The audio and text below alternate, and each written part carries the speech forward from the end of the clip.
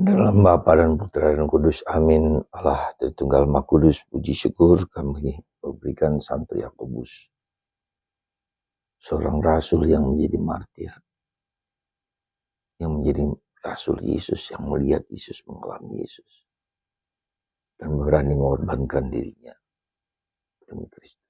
Tentu kami untuk berani mengorbankan hidup kami untuk melayani orang lain. Terpujilah namamu dan sepanjang segala masa. Amin. Saudara-saudara, setiap kali kita merayakan rasul, apa yang ada dalam kepala kita? Apa yang ada dalam hati kita? Apa yang ada dalam perasaan kita? Saudara, penting sekali para rasul ini. Karena ia menjadi fondasi, menjadi akar. Para rasul yang melihat Yesus, mengalami Yesus, merasakan Yesus. Bahkan di antara mereka ada yang menulis Injil, menulis surat.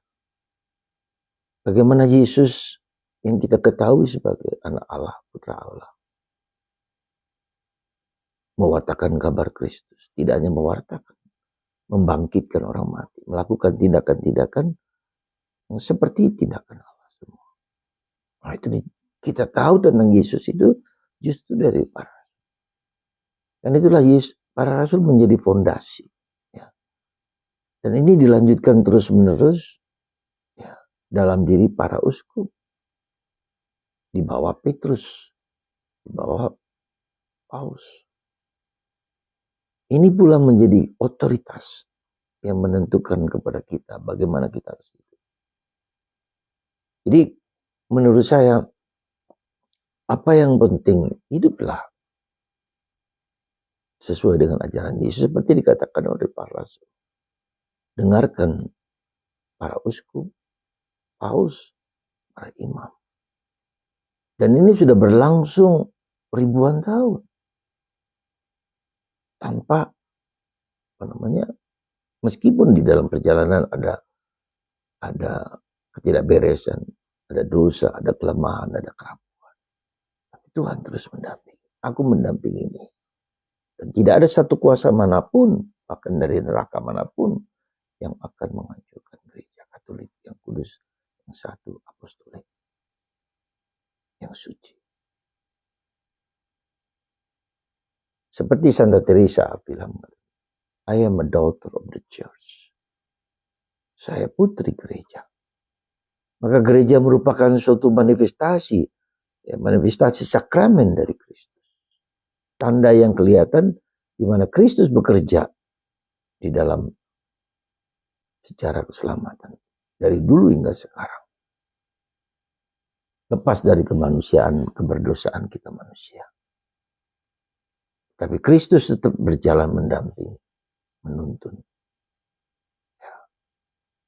Jadi itulah yang harus menjadi pegangan kita, saudaraku terkasih. Maka taat kepada Kristus di dalam gereja Katolik yang kudus. Menjadi putra putri gereja. Seperti Santa Teresa dari Avila. Gerejalah yang menjadi sakramen, tanda yang membawa rahmat Kristus dalam 7 sakramen, dalam sakramentali. Dan itulah yang menyebabkan, kalau mau jujur dikatakan, kenapa iblis tidak suka dengan gereja Katolik? Karena dia adalah berasal dari Yesus, fondasi di dalam Kristus. Dan gereja Katolik, para imam, ya, uskup, diberi wewenang untuk menghancurkan kuasa gelap. Maka pelan-pelan iblis menyerang gereja, menyerang manusia yang lemah, berdosa ini. Tidak perlu takut, sakramen-sakramen, Anda bayangkan ketika Romo memerciki air suci, iblis itu kena panas tubuh darahnya. Jadi sekali lagi mari kita setia kepada gereja yang satu, kudus, Katolik, apostolik. Satu pembaptisan. Jadi apa yang dilakukan oleh para imam dalam Ekaristi, dalam semua sakramen itu sungguh-sungguh berkesan, berkena pada kita semua. Berbahagialah, banggalah menjadi orang Katolik. Hiduplah menjadi orang Katolik dengan sungguh-sungguh, dan Anda juga akan mengalami kemurnian kekudusan. Kita semua. Ya. Dengan pegangan ini membuat kita tetap terus berjalan, terus yakin. Lakukan dengan sungguh-sungguh. Maka kita semua akan mengalami kedamaian, ketentraman, kesucian, dan kekudusan. Bersama Bunda Maria, bersama Santo Yosef, bersama para kudus. Berkat Tuhan atas Anda semua. Dalam diri Santo Yakobus Rasul, yang memberikan hidupnya total dirinya dan mengikuti Yesus. Dan itulah juga yang kita mengikuti Yesus sampai sekarang. Terus seterusnya. Berkat Tuhan dan Roh Kudus melimpah dalam diri Anda semua. Bapa,